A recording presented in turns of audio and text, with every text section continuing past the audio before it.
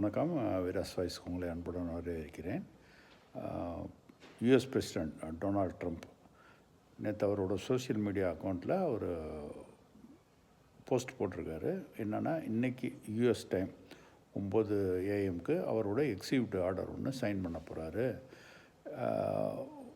உலக ஹிஸ்ட்ரியிலே, அமெரிக்கன் ஹிஸ்ட்ரியிலே இதுதான் இந்த மாதிரி ஒரு ஆர்டர் சைன் பண்ண போகிறாருன்னா என்னன்னு பார்த்தீங்கன்னா, அமெரிக்காவில் ப்ரிஸ்கிரிப்ஷனில் வாங்குகிற drugs and ஃபார்மாக்யூட்டிக்கல்ஸோட price 5 to 10 times அதிகமாக இருக்குது. மற்ற நாடுகளில் இருக்கிறதோட அதை குறைக்கணும்.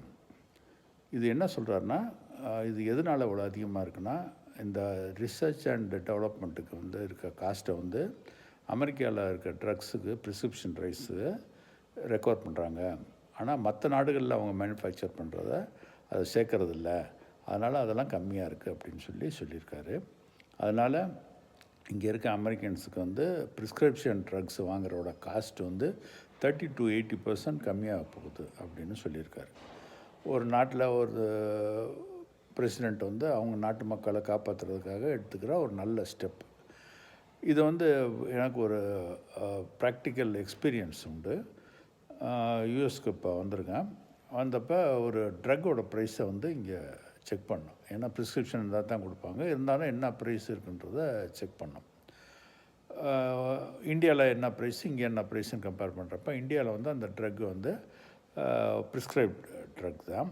பட் இந்தியாவில் ப்ரிஸ்கிரிப்ஷன் எல்லாமே அதெல்லாம் கொடுப்பாங்க, ஓவர் த கவுண்டராக கொடுக்குறாங்க. அது 90 மாத்திரையோட விலை 2700 90 மாத்திரை. அதே இதை இங்கே அமெரிக்காவில் என்னோடய நண்பர் ஒருத்தர் இருந்தார், ட்ரக் ஸ்டோர் வச்சுருக்காரு, ஃபார்மாக்யூட்டிக்கல் ஸ்டோர்ஸ் வச்சுருக்காரு. அவர்கிட்ட இது என்ன விலை அப்படின்னு நீங்கள் கேட்டப்போ அது 60 மாத்திரை அவரோட US டாலரில் ப்ரைஸ் சொன்னார். அதை 87 ரூபான்னு கன்வெர்ட் பண்ணால் எவ்வளோ வருதுன்னா 1,41,000 60 மாத்திரைக்கு 1,41,40,000. நம்ம ஊரில் 90 மாத்திரை, அதே மாத்திரைக்கு சேம் காம்பினேஷனோடு உள்ள மாத்திரைக்கு 90 மாத்திரைக்கு 2,700 இது ரொம்ப வேடிக்கையாக இருந்துச்சு. பார்த்தோன்னா திரும்ப பார்த்து அவர்கிட்ட கேட்டப்போ இது இப்படி இருக்குது, இங்கே வாங்க முடியாது, இது அங்கேருந்து கொண்டு வர சொல்லலாம், அப்போ தான் சீப்பாக இருக்கும்னு சொன்னார்.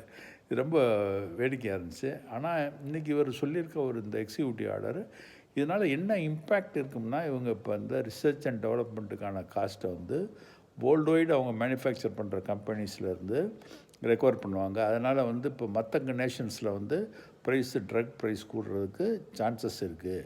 அமெரிக்கன்ஸுக்கு ஒரு 30 to 80% இது ட்ரக் விலை குறையிறதுக்கு வாய்ப்பு இருக்குது அப்படின்றது அவரோட இதை இந்த ட்ரக் கம்பெனிஸ்லாம் என்ன பண்ண போகிறாங்க, இமிடியேட்டாக ப்ரைஸை குறைக்க போகிறாங்களா, மற்ற நேஷனில் அவங்க மேனுஃபேக்சர் பண்ணுறத ரெக்கவர் பண்ண போகிறாங்களா, இதெல்லாம் ஒரு பெரிய கொஸ்டின் மார்க்கு.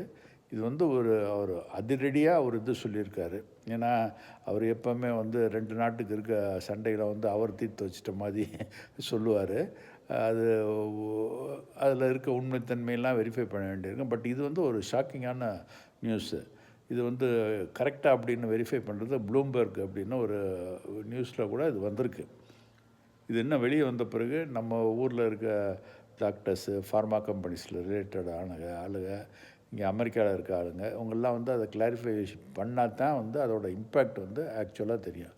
ஆனால் அல்டிமேட்டாக இதில் பெனிஃபிட் ஆக போகிறது நம்மளுடைய அமெரிக்காவில் இருக்க உறவினர்கள், அமெரிக்க மக்கள் தான்.